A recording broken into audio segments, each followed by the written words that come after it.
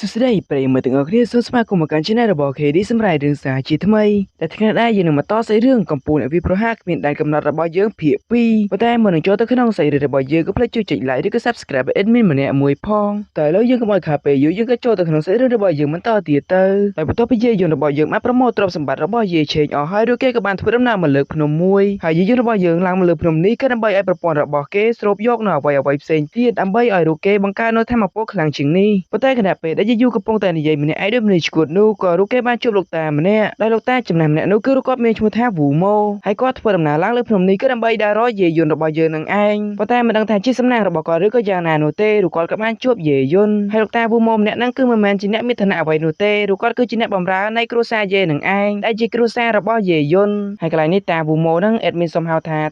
តាម៉ូបានហើយភ្លាមដែរយាយយន្តក៏បានសួរតាម៉ូថាហេតុអ្វីបានជាតាម៉ូមកនៅទីនេះហើយតាម៉ូគឺគាត់មិនបាននិយាយអ្វីច្រើននោះទេគាត់ក៏បានចាប់ដៃរបស់យាយយន្តហើយក៏បានយកយាយយន្តទៅផ្ទះវិញទៅកាត់ចូលមកដល់កន្លែងនេះវិញគឺយើងបានឃើញបរិយាចំណាម្នាក់ដែលគេមានឈ្មោះថាយេវ៉ាសងដែលរូបគាត់នេះដែរគឺជាឪពុករបស់យាយយន្តនឹងឯងនិយាយទៅមកសាច់រឿងនេះអេដមានសម្រាយមកគឺឈ្មោះតួអង្គគឺផ្ដើមពីតកូលយាយទាំងអស់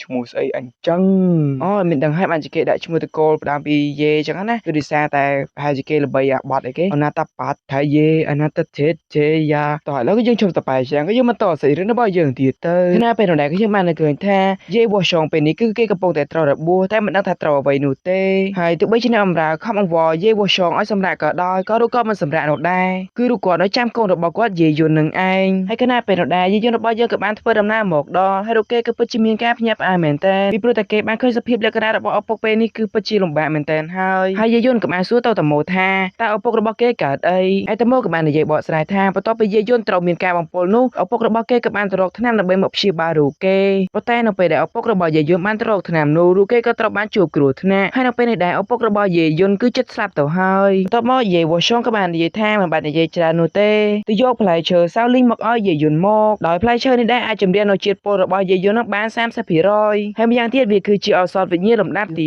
2តែគណៈពេលនោះដែរគឺធ្វើឲ្យយាយយន្តរបស់យើងគឺពិតជាមានការលំបាកចិត្តមែនតើពីព្រោះថាឪពុករបស់គេពេលនេះគឺពិតជាធ្ងន់ធ្ងរណាស់ហើយគណៈពេលនោះដែរយាយយន្តរបស់យើងក៏បានយកផ្លែឈើនោះដើម្បីបញ្ចូលកម្លាំងធាតុទៅឲ្យឪពុករបស់គេហើយនៅពេលនោះដែរឪពុករបស់យាយយន្តក៏បានរួចផុតអំពីគ្រោះថ្នាក់មិនតែប៉ុណ្ណោះកម្លាំងឬក៏ធម៌ពលរបស់ឪពុករបស់គេនេះក៏ត្រូវបានស្ដារឡើងវិញដែរតែធ្វើឲ្យឪពុករបស់គេគឺពិតជាមានការភ្ញាក់ផ្អើលមែនតើហើយយាយយន្តក៏បាននិយាយប្រាប់ឪពុករបស់គេថាពេលនេះគេឡើងដល់កម្រិត9ហើយដូច្នេះអ្នកមិនបាច់បារម្ភពីខ្ញុំទៀតនោះទេត្រង់ពេលនោះដែរយាយយន្តរបស់យើងក៏បានឲ្យថ្នាំមួយកំប៉ុងទៅឲ្យឪពុករបស់គេហើយនៅពេលដែលឪពុករបស់គេបានលេបវាហើយឪពុករបស់គេនឹងត្រូវបានឈឺសះស្បើយឆាបនៅពេលនោះដែរយាយយន្តក៏បាននិយាយប្រាប់រកគ្នាថារូខ្លួននឹងបានធ្វើជាអារាសម្ដេចទៅលួចទ្រព្យរបស់យាយឆេងហើយបន្ទាប់មករូគេក៏បានធ្វើការប្រឆាំងជាមួយយាយគុនផងដែរដែលធ្វើឲ្យអ្នកបម្រើ2អ្នកនោះបានបោកភ្នែកធំភ្ញាក់ផ្អើលមែនតើអូពេលនឹងសក់ភ្ញាក់ផ្អើលដែរអេដមីនដើរអេតចាយមួយថ្ងៃបានខ្លាចជាមហាសេដ្ឋី100ម៉ែសា100ហើយគេគ្រាន់តែយាយយន្តវាយឈ្នះយាយគុនសោះភ្ញាក់ផ្អើលណាស់អើយបើអេដមីនវិញណាបានទៅវាយមួយស្ដេចថៃទៀតហើយមិនតែប៉ុណ្ណោះស្ដេចថៃក៏បានខ្លាចអេដមីនទៀតម៉ែសាវយក100មិនឥឡូវអ្នកទាំងអស់គ្នាភ្ញាក់ផ្អើលនៅសួរថាភ្ញាក់ផ្អើលនៅហើយបន្ទាប់មកអ្នកបម្រើ2នាក់ហ្នឹងដែលជាតាមួយនិងម្នាក់ទៀតហ្នឹងក៏បានគិតថាអូយាយូលេងជាមួយឪពុករបស់គេវាយប៉ុន្តែការរំពឹងទុកពួកគាត់ទាំងពីរហ្នឹងក៏ដូចជាអំបិលត្រូវអាចតែម្ដងគឺមានន័យថាឪពុករបស់យាយយន្តនឹងមិនខឹងនឹងយាយយន្តអ្វីនោះទេគឺគាត់មានតែសរសើរយាយយន្តថែមប៉ុន្តែគួរឲ្យសោកស្ដាយសម្រាប់ត្រកូលយាយមួយនេះគឺត្រូវបានដឹកនាំដោយយាយឆេងពីព្រោះថាយាយឆេងគឺជាអ្នកដែលមានអំណាចជាងគេនៅក្នុងគ្រួសារមួយនេះហើយម្យ៉ាងទៀតគ្នារបស់គេក៏មាន5នាក់ផងដែរហើយយាយយន្តរបស់យើងក៏បាននិយាយប្រាប់ឪពុករបស់គេថាឪពុកអើយមិនបាត់ភ័យអ្វីនោះទេសម្រាប់សមត្ថភាពរបស់យាយឆេងប៉ុណ្នេះខ្ញុំឲ្យដេកខ្ញុំឲ្យអង្គុយគឺស្បៃតែម្ដងការចុះមកដល់កន្លែងនេះវិញម្នាក់ក៏បានមកប្រាប់យាយឆេងអំពីបញ្ហាដែលយាយគុនរបស់ខ្លួនត្រូវបានស្លាប់ហើយមិនតែប៉ុណ្ណោះគេក៏បានប្រាប់ថាយាយយន្តរបស់យើងបានប្លន់សោរបស់គេហើយក៏បានបើកឃ្លាំងនោះយកទ្រព្យសម្បត្តិទាំងអស់តែធ្វើឲ្យយាយឆេងរបស់យើងពេលនេះគឺពិតជាមានការខឹងសម្បាទៅនឹងយាយយន្តមែនតើពីព្រោះថាយាយយន្តរបស់យើងគឺពិតជាប្រហើនមែនតើហ៊ានសម្លាប់កូនរបស់គេហើយយកទ្រព្យសម្បត្តិរបស់គេទៀតហើយពេលយាយឆេងក៏បាននិយាយទៀតថារូបគេនឹងចាប់ច្របាច់ឆ្អឹងរបស់យាយយន្តឲ្យស្លាប់តែម្ដងឲ្យវាស័ក្តិសមនឹងទង្វើដែលរូបគេបានប្រព្រឹត្តនៅពេលនោះដែរក៏មានបរិយាចំណាំម្នាក់ដែលគេមានឈ្មោះថាយីមីងដែលជា elder ទី2នៃគ្រួសា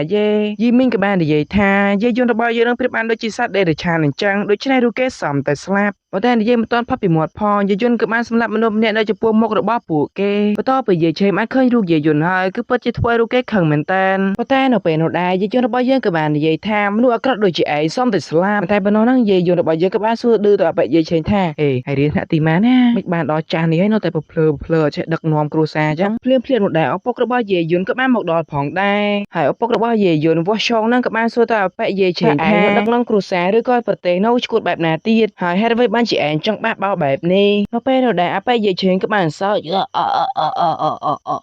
ហើយរូបគេក៏បាននិយាយថាពួកអូនឯងនៅសមត្ថភាពអន់ណាស់តើពួកឯងអាចឈ្នះយើងដោយរបៀបណាទៅស្ថិតនៅក្នុងស្ថានភាពដ៏កក់ក្ដៅបែបនេះដែរយាយឆេងក៏បានសួរទៅមនុស្សរាល់គ្នាថាតើពួកគេចង់ដើរទៅតាមយាយឆេងឬក៏ដើរទៅតាមយាយវ៉ាឆងឯមនុស្សរាល់គ្នាក៏បានគិតបន្តិចហើយរូបគេក៏បានសម្រេចចិត្តថារូបគេនឹងដើរតាមយាយឆេងពីព្រោះថាកូនប្រពន្ធរបស់ពួកគេទាំងអស់គឺស្ថិតនៅក្នុងដៃរបស់យាយឆេងដូច្នេះពួកគេត្រូវតែដើរតាមយាយឆេងដើម្បីការពារអាយុជីវិតរបស់ពួកគេប៉ុន្តែមិនដឹងថាពួកគេនេះធ្វើត្រូវឬក៏ខុសនោះទេពីព្រោះថាយាយឆេងរបស់យើងនឹងមិនមែនជាមនុស្សល្អនោះឡើយបន្ទាប់មកយាយឆេងក៏បាននិយាយប្រាប់យាយវ៉ាឆងថាបើសិនបើឯងចង់មានអាយុជីវិតទៀតនោះសូមឯងកាត់ដៃរបស់កូនឯងទៅនៅពេលដែលយាយយន្តឮបែបនេះហើយរូបគេក៏បបួលយាយឆេងវាយមួយស្មើតែម្ដងប៉ុន្តែយាយឆេងរបស់យើងគឺមិនបានខ្លាចទៅនឹងយាយយន្តនោះទេប៉ុន្តែខណៈពេលនោះដែរយាយយន្តរបស់យើងគឺពិតជាមានល្បឿនលឿនខ្លាំងណាស់ដែលធ្វើឲ្យយាយឆេងរបស់យើងពិតជាឆ្ងល់មែនតើស្របពេលដែរឈុតឆាកនៃការប្រយុទ្ធគ្នាក៏បានចាប់ផ្ដើមឡើងដោយយើងមើលទៅឆាកឈុតនៃការប្រយុទ្ធនេះគឺវាពិតជាល្អមើលមែនតើយាយឆេងក៏បាននិយាយទៀតថាអូ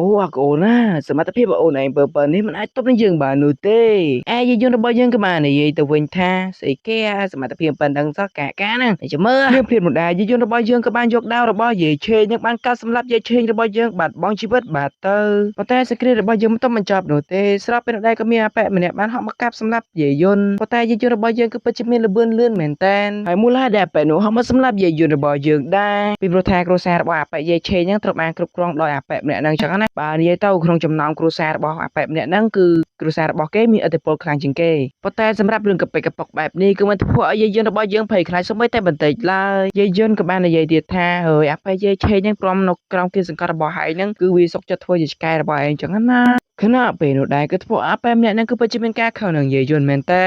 តើអ្នកទាំងអស់គ្នានេះគឺជាឈុតឆាកល្អមើលទៀតហើយនៅពេលដែលអាពូប្រមាណក្បាលនោះក៏ធ្វើការចង់សម្លាប់យាយយន្តប៉ុន្តែសមត្ថភាពការរបស់គេមិនអាចសម្លាប់យាយយន្តបាននោះទេដោយយាយយន្តរបស់យើងគ្រាន់តែប្រើម្រាមពីរចាប់ដាវរបស់គេក៏ជាប់ផងដែរតែធ្វើឲ្យអបិម្នាក់ហ្នឹងគឺពិតជាមានការឆ្ងល់មែនតើហើយដើម្បីបានជាយាយយន្តរបស់យើងនឹងមានល្បឿនលឿនបែបនេះយាយយន្តរបស់យើងក៏បានកាប់អបិនោះដាច់ជាពីរតែម្ដងដែលយើងមើលទៅគឺវាពិតជាខុសខើណាស់ដែលធ្វើឲ្យមនុស្សរាល់គ្នាពិតជាមានការឆ្ងល់ថាតើវាអាចត្រួតបានដោយរបៀបណាហើយអបិដៃណូសរមួយហ្នឹងដែលជាគ្រួសារយ៉ាងហ្នឹងគេក៏បានសួរទៅយាយយន្តថាតើអ្នកដឹកនាំគ្រួសារយ៉ាងឯងជាអ្នកសម្លាប់មែនទេឯយាយយន្តក៏បាននិយាយថាមនុស្សមិនសម្លាប់មនុស្សនោះទេប្រសិនបើជាគេមិនធ្វើបាបខ្ញុំក៏មិនធ្វើបាបគេដែរប៉ុន្តែប្រសិនបើជាគេមកធ្វើបាបខ្ញុំឬគេត្រូវតែស្លាប់អូពេលនេះយាយយន្តរបស់យើងក៏បានប្រើជំនាញដាវមីងគង់របស់គេហើយយើងមើលទៅគឺវាពិតជាអស្ចារ្យមែនតើហើយយាយយន្តក៏បានសួរទៅមនុស្សរាល់គ្នាថាតើពួកឯងជ្រើសយកសេចក្តីស្លាប់ឬក៏តែបើសម្រាប់អបិដែលជាគ្នាអបិមិនហ្នឹងឬគេគឺមិនទៅជីវិតអត់នោះទេយាយយន្តរបស់យើងក៏បានប្រើជំនាញដាវមីងគង់របស់គេហ្នឹងទៅសម្រុកចូលទៅនឹងអបិម្នាក់ហ្នឹងប៉ុន្តែសមត្ថភាពថាពលរបស់អបិម្នាក់ហ្នឹងក៏ខ្លាំងផងដែរតែជាអកុសលឬគេក៏មិនអាចយកឈ្នះយាយយន្តបាននោះទេហើយឬគេក៏ត្រូវបានស្លាប់ទាំងពីរតែម្ដងលទ្ធផលឬយាយយន្តក៏ទទួលបាន60000ពិន្ទុជាបទពិសោធន៍ប៉ុន្តែបំណងជំនាញវិប្រហាររបស់យាយយន្តក៏ត្រូវបានកើនឡើងផងដែរឥឡូវនេះល្បឿនវិប្រហាររបស់គេក៏អាចកើនឡើងដល់5ដងទៀតក្រោយមកមើលអបិយាយមួយហើយនឹងមនុស្សម្នាក់ទៀតឬគេគឺពិតជាមានការភ័យខ្លាចមែនតើដោយពួកគេក៏បានគិតថាយាយឆេងក៏ត្រូវបានសម្លាប់ចំណែកឯឆ្មាំនៃគ្រួសារយ៉ាងក៏ត្រូវបានសម្លាប់ហើយអ្វីបានជាយាយយន្តគួរឲ្យខ្លាចបែបនេះស្របពេលនោះដែរមនុស្សទាំង5របស់យាយឆេងនឹងក៏ព្រមដើរតាមយាយយន្តហើយយាយយន្តរបស់យើងពេលនេះគឺពិតជាគួរឲ្យសាហាវមែនតើឬគេក៏បានឲ្យការសំណល់នៃបាក់របស់យាយឆេងចឹងណាឲ្យទៅរស់នៅក្នុងគុកអង្ងើតព្រឹកដែរគឺធ្វើអបិយាយមីងហ្នឹងគឺពិតជាមានការខឹងសម្បានឹងយាយយន្តមែនតើហើយឬគេក៏បាននិយាយថាគ្រួសារយ៉ាងហ្នឹងមិនទុកជីវិតឲ្យរូបឯងនោះទេហើយបន្ទាប់មកសាយរឿងរបស់យើងក៏សុំតែស្លេតតែត្រឹមសិនណាអ្នកទាំងអស់គ្នាចាំទស្សនាវីដេអូក្រោយជាមួយអេដមីនទាំងអស់គ្នាណាពីព្រោះថាអេដមីនជឿកវិញអញ្ចឹងទៅបាក់សម្រាយចឹងអីនេះហើយនៅថ្ងៃស្អែកឬក៏ខាងស្អែកទៀតចាំអេដមីនប្រាប់ដំណឹងអាក្រក់មួយតើឥឡូវស្មាននេះម៉ោងមកដល់10ជាង7:10ហើយអេដមីនសុំដេកសិនហើយបាយបាយ